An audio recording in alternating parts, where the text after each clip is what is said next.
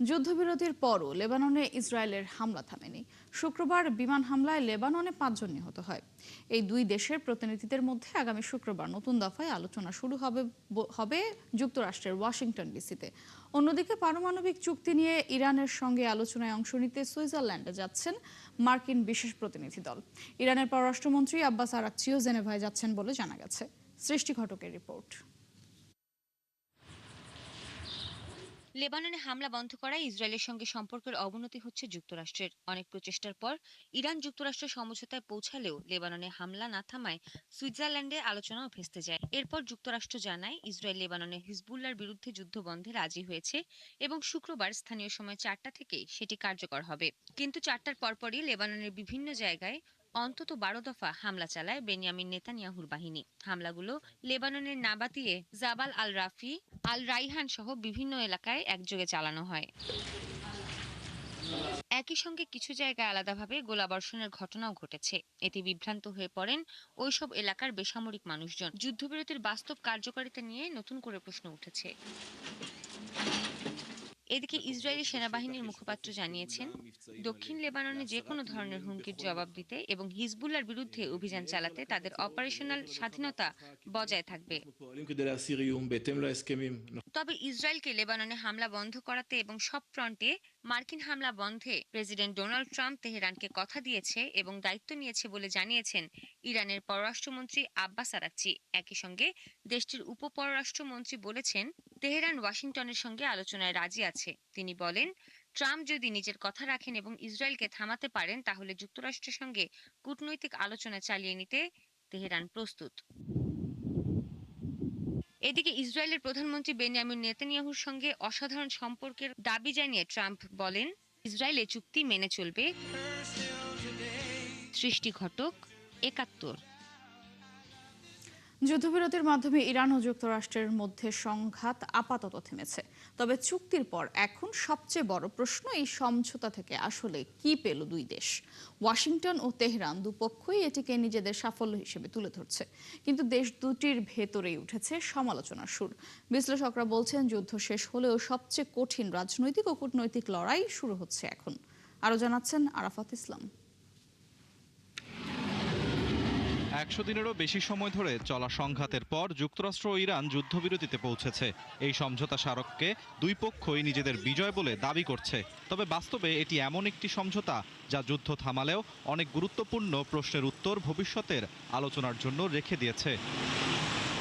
ইরানের জন্য সবচেয়ে বড় অর্জন হলো রাষ্ট্র ব্যবস্থা অক্ষত রেখে যুদ্ধ থেকে বেরিয়ে আসা। শুরু থেকেই তেহরানের লক্ষ্য ছিল না যুক্তরাষ্ট্র বা ইসরায়েলকে সামরিকভাবে পরাজিত করা, বরং ইসলামিক প্রজাতন্ত্রের রাজনৈতিক কাঠামো, নেতৃত্ব এবং দর কষাকষি সক্ষমতা ধরে রাখাই ছিল মূল উদ্দেশ্য।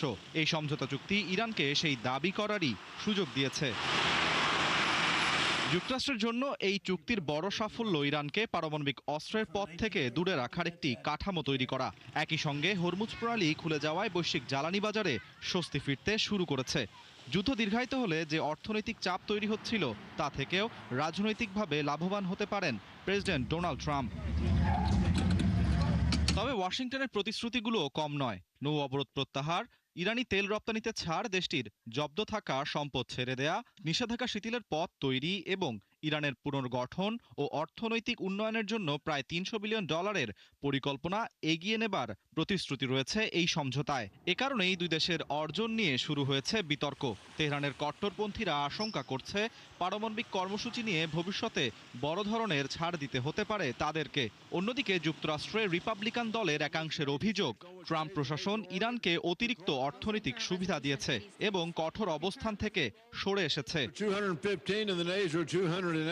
ইরানের সর্বোচ্চ নেতা মোস্তফা খামেনিও সতর্ক অবস্থান নিয়েছেন। তিনি চুক্তি অনুমোদন দিলেও স্পষ্ট করে জানিয়েছেন, এর রাজনৈতিক দায়ভার বহন করবে সর্বোচ্চ নিরাপত্তা পরিষদ। ফলে ভবিষ্যৎ আলোচনা ব্যর্থ হলে দূরত্ব বজায় রাখার সুযোগও রেখে দিয়েছেন তিনি। আরাফাত ইসলাম, ৭১।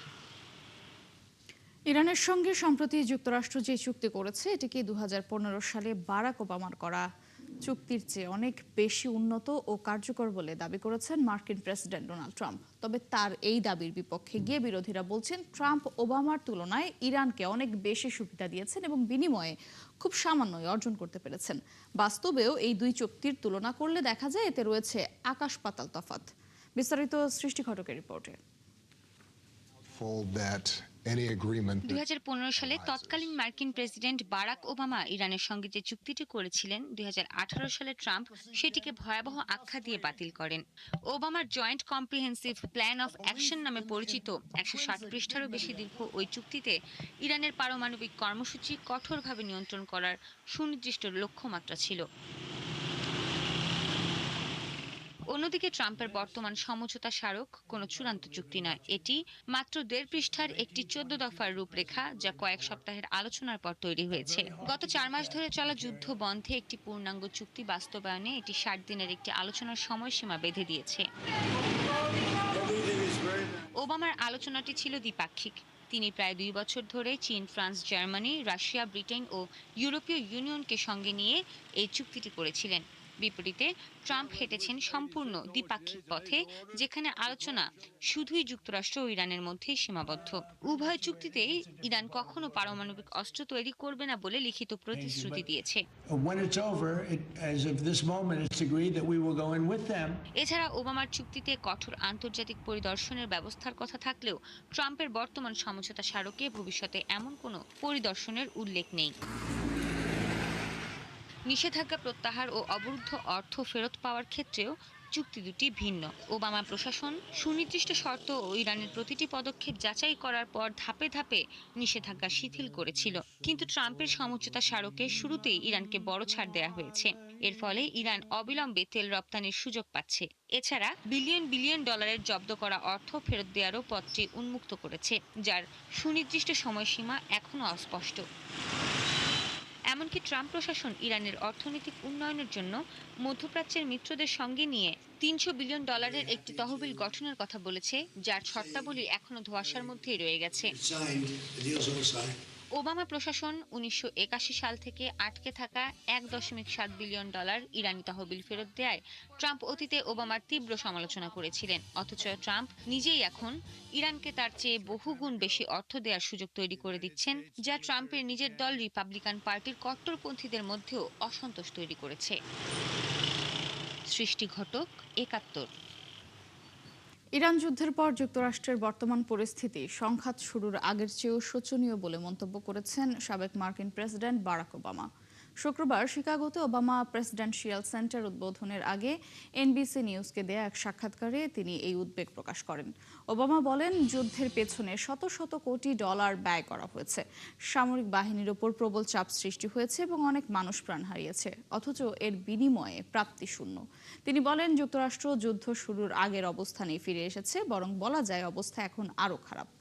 এ সময় ওবামা 2015 সালের পারমাণবিক চুক্তি বাতিলের সমালোচনা করেন। তিনি বলেন, ইরান পারমাণবিক অস্ত্র তৈরি না করার শর্তে চুক্তিবদ্ধ ছিল, কিন্তু ট্রাম্প সেই চুক্তি থেকে বেরিয়ে আসায় ইরান উল্টো আরও বেশি পারমাণবিক সক্ষমতা অর্জনের সুযোগ পেয়েছে।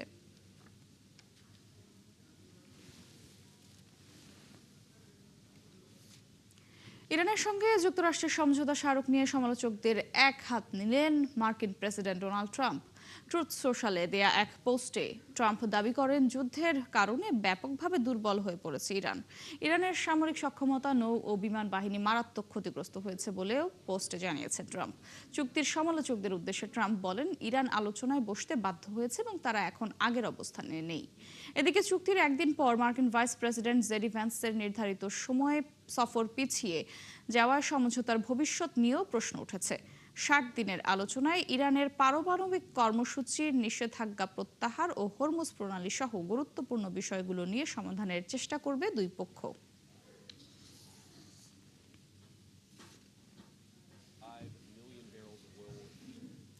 পাকিস্তানের অভ্যন্তরে বিমান হামলা চালানোর দাবি করেছে আফগানিস্তান। দেশটির প্রতিরক্ষা মন্ত্রণালয় জানিয়েছে, বেলুচিস্তান ও খাইবার পাখতুনখোয়া প্রদেশে সশস্ত্র গোষ্ঠী ও গোয়েন্দা চক্রের কথিত আস্তানা লক্ষ্য করে এই হামলা চালানো হয়েছে।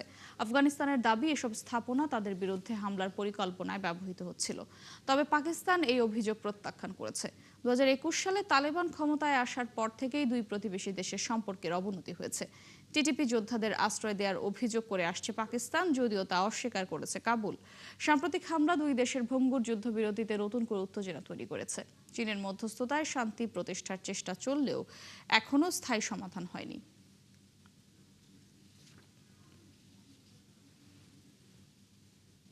যুক্তরাজ্যের বেডফোর্ডের কাছে দুই ট্রেনের সংঘর্ষে একজন নিহত হয়েছেন, আহত হয়েছেন 89 জন যাত্রী।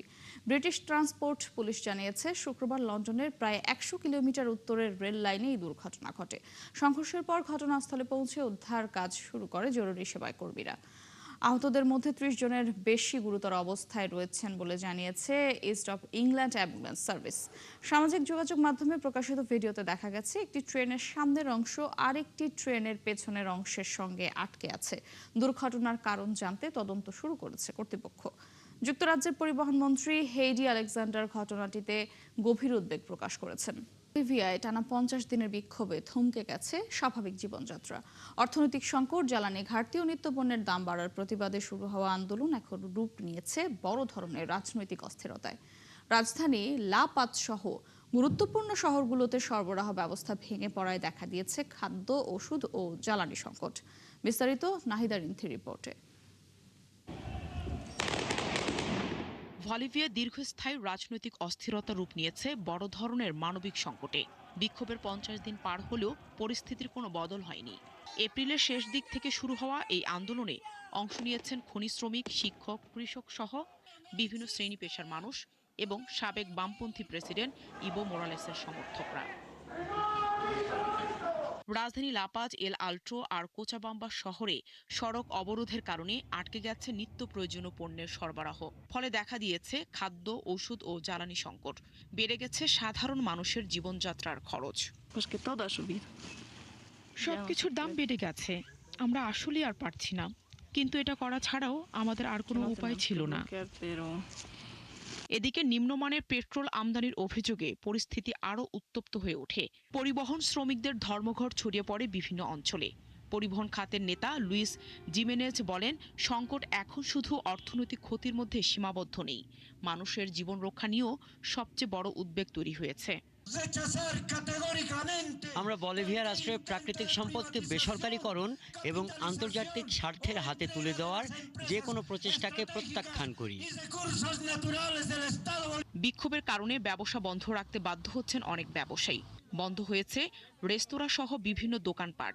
এরই মধ্যে আন্দোলনের কারণে দেশটির অর্থনৈতিক ক্ষতি হয়েছে অন্তত $200 কোটি, আর একই সময়ের মধ্যে রপ্তানি কমেছে প্রায় $50 কোটি। এখন এখানে কেউ আসে না। আমি 1.5 মাসেরও বেশি সময় ধরে দোকান খুলিনি। আমার অধীনে 9 জন কর্মচারী ছিল। দুর্ভাগ্যবশত আমাকে তাদের ছুটি নিতে বলতে হয়েছে। বুধবার সামাজিক নেতাদের সঙ্গে বৈঠক করেছেন প্রেসিডেন্ট রদ্রিগো পাজ। বৈঠকে তিনি সংঘাত নয়, সংলাপ ও শান্তিপূর্ণ সমাধানের আহ্বান জানান। তবুও কবে নাগাদ স্বাভাবিক হবে পরিস্থিতি, তা এখনো অনিশ্চিত। নাহিদা রিন্থি, 71। কঙ্গোর পূর্বাঞ্চলের বুনিয়ার কিগঞ্জে ক্যাম্পে ইবোলা ভাইরাসের মতো উপসর্গ নিয়ে মারা গেছেন 30 জন। মৃতদের অনেকেরই ছিল জ্বর, মাথা ব্যথা ও বমির মতো লক্ষণ। ক্যাম্প কর্তৃপক্ষ বলছে, চলতি সপ্তাহে মারা গেছেন অন্তত 10 জন। অথচ স্বাভাবিক সময়ে এই ক্যাম্পে মাসে 1 থেকে 3 জনের বেশি মৃত্যু হতো না। প্রায় 15,000 মানুষের এই ক্যাম্পে স্বাস্থ্য পরীক্ষা ও স্যানিটেশন সংকট পরিস্থিতিকেও আরও ভয়াবহ করে তুলছে। 5 জনের নমুনা সংগ্রহ করা হয়েছে, এখন অপেক্ষা করা হচ্ছে পরীক্ষার ফলের জন্য। ত্রাণ সংস্থাগুলোর আশঙ্কা, দ্রুত ব্যবস্থা না নিলে কঙ্গোর পূর্বাঞ্চলের লাখো বাস্তুচ্যুত মানুষের মধ্যে ইবোলা ছড়িয়ে পড়তে পারে। দক্ষিণ আফ্রিকার HIV ও এইডসের বিস্তার মোকাবেলায় পরিচালিত প্রকল্পগুলোতে অর্থায়ন বন্ধের সিদ্ধান্ত নেওয়ার কথা জানিয়েছে মার্কিন সরকার। এ বিষয়ে আনুষ্ঠানিকভাবে কিছুই জানায়নি দক্ষিণ আফ্রিকা, তবে দীর্ঘদিন ধরেই একটি পরিকল্পনার ওপর কাজ করা হচ্ছে বলে জানিয়েছে দেশটির স্বাস্থ্য মন্ত্রণালয়। ধন্যবাদ। মাত্র 4 বছর বয়সে ফ্যাশন ডিজাইনার হওয়ার ইচ্ছা প্রকাশ করে বাবা মায়ের কাছে। তখন হয়তো কেউ ভাবেনি সেই শিশুই একদিন প্যারিসের বিখ্যাত রানওয়েতে নিজের তৈরি পোশাক নিয়ে হাজির হবে। সেই ফ্যাশন ডিজাইনারকে নিয়েই থাকছে এবারের বিশেষ প্রতিবেদন। স্কুলের পড়াশোনা আর ফ্যাশন ডিজাইন দুই জগতেই সমানভাবে সামলাচ্ছে ছোট্ট ম্যাক্স। লস অ্যাঞ্জেলসের বাড়ির স্টুডিওতেই কাটে তার বেশিরভাগ সময়। হাতে কলম, কাপড় আর সেলাই মেশিন নিয়ে তৈরি করে নতুন নতুন পোশাক। মাত্র 7 বছর বয়সে পেশাদারভাবে ডিজাইন শুরু করা ম্যাক্স 2026 সালের মার্চে প্যারিস ফ্যাশন উইকে নিজের 15টি পোশাকের কালেকশন উপস্থাপন করে। বিশ্বের অন্যতম বড় ফ্যাশন মঞ্চে নিজের ডিজাইনের পোশাক দেখে উচ্ছ্বসিত এই ক্ষুদে ডিজাইনার। প্যারিসের সবচেয়ে কম বয়সী ফ্যাশন ডিজাইনার হিসেবে অংশ নিয়ে এটা দারুণ মজা ছিল। আমার 15টি পোশাকের শো ছিল, পুরো অভিজ্ঞতাই অসাধারণ। রানওয়েতে দর্শকের প্রশংসা আর হাততালিও আত্মবিশ্বাস বাড়িয়েছে ম্যাক্সের। 4 বছর বয়সে কিভাবে ডিজাইনের প্রতি আগ্রহ তৈরি হয়েছিল সেটিও পরিষ্কার মনে নেই তার। তবে ফ্যাশনকে সে দেখে সৃজনশীলতার এক বিশাল জগৎ হিসেবে। ফ্যাশনের সবচেয়ে ভালো দিক হলো এখানে অনেক নতুন আইডিয়া তৈরি করা যায়। যে কোনো কাপড় বা উপকরণ দিয়ে কিছু ভিন্ন ধরনের জিনিস বানানো যায়। ফাস্ট ফ্যাশনের কারণে পরিবেশের ক্ষতি নিয়েও সচেতন এই ক্ষুদে ডিজাইনার। তার মতে এমন পোশাক ব্যবহার করা উচিত যা দীর্ঘদিন টিকে থাকে। পুরনো বা সহজে নষ্ট হয়ে যায় এমন উপকরণ ব্যবহার করে তৈরি করে নতুন পোশাক। আমার চারপাশের পরিবেশ থেকে আইডিয়া পাই। যেমন আমার মা কফি পছন্দ করেন, তাই কফির বস্তা দিয়েও আমি পোশাক বানানোর কথা ভেবেছি। ম্যাক্স নিজের ডিজাইন প্রক্রিয়ার নাম দিয়েছে ড্রেস সাইকেল। ভবিষ্যতে আরো বড় স্বপ্ন নিয়ে এগিয়ে যেতে চায় সে। তার বিশ্বাস বয়স নয়, স্বপ্ন আর পরিশ্রমী সাফল্যের মূল চাবিকাঠি। দেওয়ার মুবাশশিরা হোসেন, 71। প্রধানমন্ত্রী হিসেবে ক্ষমতা গ্রহণের পর আগামীকাল প্রথম বিদেশ সফরে মালয়েশিয়া যাচ্ছেন তারেক রহমান। এই সফরে দেশটিতে শ্রমবাজারের পাশাপাশি গুরুত্ব পাচ্ছে দুই দেশের বাণিজ্য, বিনিয়োগ, সম্পর্ক উন্নয়ন ও হালাল অর্থনীতির প্রসার। সম্ভাবনা রয়েছে দীর্ঘদিনের আলোচনায় থাকা মুক্ত বাণিজ্য চুক্তি স্বাক্ষরেরও। আরও জানাচ্ছেন সহকর্মী মোস্তফা ইমরান রাজু। ক্ষমতা গ্রহণের পর প্রথম বিদেশ সফর হিসেবে মালয়েশিয়াকে বেছে নিয়েছেন প্রধানমন্ত্রী তারেক রহমান। এ সফরে শ্রমবাজার নিয়ে আলোচনার পাশাপাশি গুরুত্ব পাচ্ছে দুই দেশের বাণিজ্যিক সম্পর্ক উন্নয়ন ও বিনিয়োগ বৃদ্ধি।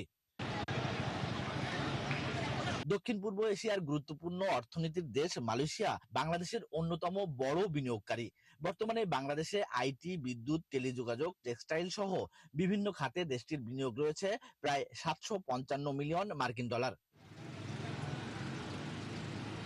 বাংলাদেশ থেকে তৈরি পোশাক, আলু, খাদ্য ও খাদ্য সামগ্রী, সীমিত পরিমাণ পাট ও পাটজাত পণ্য সহ প্রায় 22 ধরনের পণ্য রপ্তানি হয় মালয়েশিয়ায়। অন্যদিকে মালয়েশিয়া থেকে বাংলাদেশে আসে অপরিশোধিত পাম অয়েল, জ্বালানি তেল সহ বিভিন্ন পণ্য।